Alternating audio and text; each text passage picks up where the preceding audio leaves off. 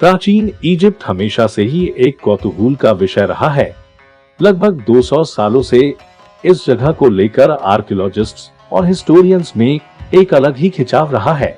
इतने सालों के बाद हम इसके बारे में काफी कुछ जान पाए हैं, लेकिन काफी कुछ आज भी एक रहस्य बना हुआ है। Hidden chamber of great pyramid लगभग 490 फुट ऊंचा और 23 लाख पत्थरों से बना सबसे विशाल पिरामिड 4500 साल पहले शासक खुफू के लिए बनाया गया था।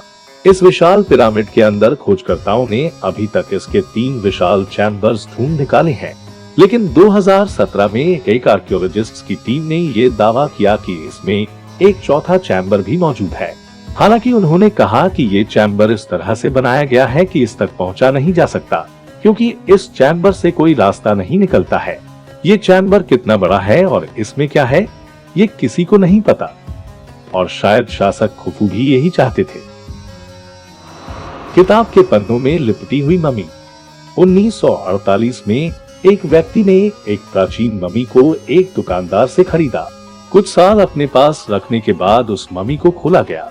उसके ऊपर लिपटी बैंडेज हटाई गई तो पाया गया कि उस मम्मी को बहुत ही अजीब और खास तरीके से लपेट के रखा गया था। उस मम्मी को एक किताब के लिनन यानी सन के पन्नों से कवर कर रखा था। जो पन्ने उस पर लिपटे हुए थे वो एट्रस्कन भाषा में लिखे गए थे। ये भाषा एट्रस्कन सभ्यता की मानी जाती है, जो कि मध्य इटली में 8th और 3rd सेंचुरी बीसी में मौजूद थी। इस भाषा को आज तक ज्यादा डिकोड नहीं किया जा सका है। ये इकलौती ऐसी मम्मी थी जो पन्नों में लिपटी पाई गई थी। आज तक कोई ये पता नहीं कर पाया कि उन पन्नों पर क्या लिखा है और उस मम्मी को इन पन्नों में क्यों लपेटा गया था।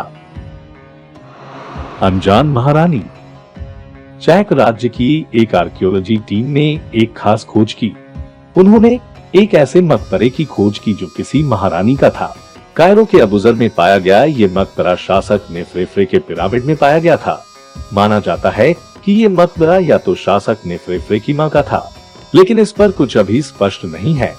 लेकिन ये जरूर है कि ये महिला आज से 4500 साल पहले बहुत ताकतवर महिला रही होंगी। कुछ इसको नेफ्रेफ्रे की बीवी का मकबरा मानते हैं। ये जो भी हो, लेकिन अपने समय में बहुत अधिक ताकतवर रही होंगी। Pyramid of Djedefre. सारे 118 पिरामिडों में एक पिरामिड ऐसा भी है जो सबसे खास माना जाता है। वो है पिरामिड ऑफ जेडेफ्रे। इजिप्ट के अबू रावश में स्थित ये पिरामिड अपने अंदर कई सवाल समेटे हैं। इसे लॉस्ट पिरामिड भी कहा जाता है। ये पिरामिड अलग है क्योंकि बाकी सारे पिरामिड आज भी खड़े हैं, लेकिन ये इकलौता पिरामिड है जो पूरी तरह से टूट चुका है।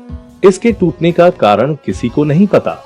कई मानते हैं कि जेडेफ्रे की मौत इस पिरामिड के बनने से पहले ही हो गई थी, जिस कारण इसे कभी पूरा बनाया ही नहीं गया। वहीं कई मानते हैं कि इस पिरामिड के बाहर लगे पत्थर काफी चमकीले थे, जिन्हें रोमन्स अपने साथ ले गए। वहीं कुछ कहते हैं इजिप्ट वासी जेडेफ्रे को नापसंद करते थे, इसीलिए उन्होंने इस पिरामिड को तोड़ डाला। लेकिन माना जाता है कि अगर आज ये पिरामिड खड़ा होता तो सबसे बड़े pyramid the great pyramid of Giza जितना ही बड़ा और भव्य होता। खोई हुई भूल भुलैया। आर्कियोलॉजिस्ट्स के अनुसार आज से लगभग 2500 साल पहले इजिप्ट में एक बेहद विशाल भूल भुलैया थी। माना जाता है कि वो इन पिरामिड से भी बड़ी थी। ऐसा भी माना जाता है कि उस भूल भुलैया में 3000 कमरे थे और वो सब आपस में इस कदर जुड़े हुए थे कि उनमें से निकल पाना असंभव ही था। कहा जाता है कि इस भूल भुलैया की छत पर एक विशाल पत्थर रखा था। कई प्राचीन लेखकों ने इतिहास में इस भूल भुलैया का वर्णन अपनी किताबों में किया है, लेकिन ये भूल भुलैया है कहाँ, ये आज तक किसी को पता नहीं लगा है। हालांकि आर्कियोलॉजिस्ट्स को एक बेहद विशाल लगभग 10,000 फीट लंबा पत्थर का बना चबूतरा मिला है और ये माना जाता है कि यही उस भूल भुलैया का बेस रहा होगा। बाकी की इमारत समय के साथ गायब हो चुकी है। साल 2008 में जियो रेडार स्पेशलिस्ट्स की एक टीम ने ये अनुमान के साथ पता लगाया है कि इसी विशाल चबूतरे के नीचे एक विशाल भूल भुलैया मौजूद हो सकती है। लेकिन असल में इसके नीचे है क्या और ये भूल भुलैया कितनी विशाल है, इसका पता कोई नहीं लगा पाया है। Lost land of punt. Egypt के प्राचीन इतिहास में एक अद्भुत जगह जिसका नाम पंट था का वर्णन किया गया है। माना जाता है कि ये एक बेहद विशाल राज्य था जो काफी समृद्ध था। इस राज्य में ऐसे जानवर रहा करते थे जो पूरे इजिप्ट में कहीं नहीं पाए जाते थे। ये राज्य अपने समय के सबसे शक्तिशाली राज्यों में से एक रहा होगा। आज के आर्कियोलॉजिस्ट्स भी ये मानते हैं कि पंत नाम का एक राज्य जरूर था, लेकिन इसे आज तक ढूंढा नहीं जा सका है। कुछ निशान और सबूत जो इस राज्य के होने की तरफ इशारा करते हैं वो है इजिप्ट के मंदिरों में पंत की महारानी का चित्र, साथ ही कुछ कलाकृतियां जो इजिप्ट के कुछ लोगों के पास पाई गई हैं और कुछ ममीज में रखी गई थी। अगर इस राज्य के अवशेषों को ढूंढा जा सकेगा तो कई और रहस्य सामने आ सकते हैं। तूतनखामुन का श्राप इजिप्ट के सबसे मशहूर शासकों में से एक। हालांकि माना जाता है कि उन्होंने बहुत कम समय तक राज किया था। हावर्ड कार्टर द्वारा 1922 में उनके मकबरे की खोज पूरी दुनिया में एक कौतूहल का विषय बन गया था। उनकी कब्र बाकी कब्रों की तुलना में काफी अच्छी हालत में थी। उनकी कब्र में बेहद खूबसूरत और महंगी चीजें पाई गई थी। माना जाता है कि जब से तूतनखामुन की कब्र को ढूंढा गया है तब से उसका श्राप लोगों का पीछा कर रहा है। माना जाता है कि जिसने भी उसकी मम्मी को अपनी जगह से हटाने का प्रयास किया है उन्हें या तो भयानक बीमारी या मौत ही मिली है, और लोगों का मानना है कि ये सब उसी श्राप का नतीजा है। इस बात पर लोगों का यकीन और भी बढ़ जाता है क्योंकि इस मकबरे को खोजने वाले कई लोग इसकी खोज के बाद तुरंत ही मरने लगे थे। लोगों का विश्वास है कि लगभग 3000 साल बाद जब इस कब्र को छेड़ा गया तो फिरौन की आत्मा ने लोगों को मारना शुरू कर दिया। हालांकि विशेषज्ञों का मानना है कि ये कोई श्राप नहीं था। उनके मुताबिक प्राचीन इजिप्ट में मौजूद मच्छर लोगों को बीमार करने और उनकी मौत के जिम्मेदार हो सकते हैं। वहीं कई लोगों का ये भी मानना है कि 3000 साल बाद तूतनखामुन की कब्र वाला कमरा खोले जाने पर हो सकता है कि कई ऐसे जीवाश्म उस कमरे में से निकले हों जिनके लिए उस समय मौजूद लोगों का शरीर तैयार नहीं था। कैसे बनाई जाती थी ममीज? इजिप्ट के इतिहास में रुचि रखने वाले एक्सपर्ट्स आज उसके बारे में काफी कुछ जानते हैं, लेकिन कई महत्वपूर्ण बातें जो उन्हें आज तक अचरज में डालती हैं। उनमें से एक है कि वो लोग उस समय में ममीज कैसे बनाया करते थे। साल 2018 में नील नदी के किनारे खुदाई करते वक्त एक्सपर्ट्स को एक ऐसी जगह मिली जो शायद प्राचीन इजिप्ट की ममीज बनाने की वर्कशॉप थी। एक्सपर्ट्स के मुताबिक यहाँ ममीज को एम्बाम यानी लेप लगाया जाता था। खुदाई के वक्त वहाँ 5 ममीज पड़ी मिली थी। साथ ही एक दूसरी जगह पर 35 और ममीज रखी मिली थी। माना जाता है कि लगभग 664 से 400 बीसी के आसपास की थी।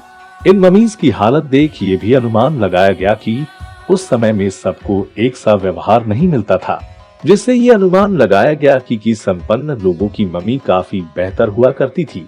आज के समय एक्सपर्ट्स को पता है कि ममी बनाने में लगभग 2 महीने का समय लग जाता है, लेकिन वहाँ मिले औजारों, नापने की व्यवस्था और कई तरह के रहस्यमय तैलीय पदार्थ ने एक्सपर्ट्स को सोचने पर मजबूर कर दिया।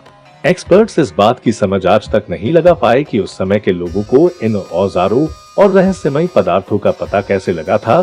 साथ ही आज तक ये भी रहस्य है कि ये पदार्थ आखिर थे क्या और उस समय के लोगों ने इनका आविष्कार या इन्हें ढूंढा कैसे होगा। नील नदी का पश्चिम।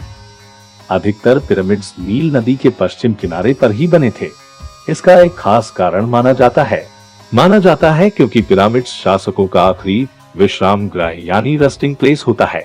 इसलिए वो मानते थे कि शरीर ऐसी जगह रखा जाए जहां से आत्मा अपना मौत के बाद का सफर शुरू कर सके।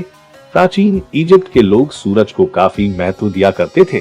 ये लोग डूबते सूरज को मौत का प्रतीक माना करते थे और वो मानते थे कि आत्मा को डूबते सूरज के साथ जुड़ना पड़ेगा ताकि वो उगते सूरज के साथ फिर से मौत के बाद का अपना जीवन शुरू कर सके। इसी कारण से अधिकतर पिरामिड्स नील नदी के पश्चिम पर स्थित हैं, क्योंकि वो उस क्षेत्र को प्रतीकात्मक रूप से मृत्यु की दिशा मानते थे।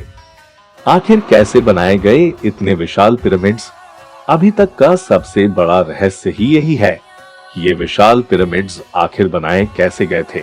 यह बात और भी ज्यादा आश्चर्यजनक हो जाती है क्योंकि सोचने में ही यह असंभव सा लगता है कि लगभग 2 लाख से अधिक पत्थर और हर पत्थर लगभग 2.5 टन वजनी इतनी ऊंचाई पर पहुंचाए कैसे गए होंगे। इस बात के सिर्फ कयास लगाए जाते रहे हैं क्योंकि इस विषय का कोई भी लिखित रिकॉर्ड आज तक नहीं मिला है। लेकिन 2014 की एक खोज में ये पाया गया है कि ये शायद मिट्टी और पानी की मदद से किया गया होगा। वहां मौजूद मंदिर की एक दीवार पर बनी पेंटिंग में भी ये दर्शाया गया है कि काफी संख्या में लोग एक विशाल मूर्ति को खींच रहे हैं और कुछ व्यक्ति मूर्ति के सामने खड़े होकर मिट्टी पर पानी छिड़क रहे हैं।